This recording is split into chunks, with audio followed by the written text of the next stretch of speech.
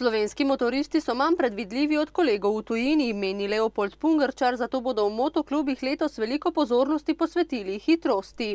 Predvsem pa bo tudi letos v smeri poudarek v tem, da počasna vožnja, zmerna vožnja nudi več užitkov. Motoristi se vozimo po cesti tudi z namenom, da opazujemo okolico in ostale udeležence v prometu, in če bomo zmerni pri hitrosti, potem bomo tudi njihove nepravilnosti in njihova nepravilna reagiranja prej zaznali in se izognili nesreči. Ob začetku sezone morajo biti motoristi posebej pozorni na pesek in blato na cesti, opozarja Pungarčar. Pomembna je tudi oprema, ki je lastnikom jeklenih konjičkov čedalje bolj dostopna. Vseeno pa se nesrečam ne morejo popolnoma izogniti. V letu 2011 smo na območju policijske uprave Novo mesto beležili 78 prometnih nesreč, kar je najmanj v zadnjem 4-letnem obdobju.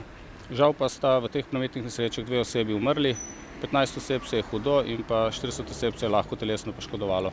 Vzroki za nesreče z udeležbo motoristov ostajajo enaki. V primerih, da so to povzročitelji, vozniki enoslednih motornih vozil, je glavni vzrok neprilagojena hitrost. V primeru, da pa prometno nesrečo povzročijo ostali udeleženci v cestnem prometu, pa je to neupoštevanje pravil o prednosti. Policisti bodo v prihodnjih mesecih z več akcijami poostreno nadzirali voznike motornih koles v prometu. Prvo začenjajo že jutri.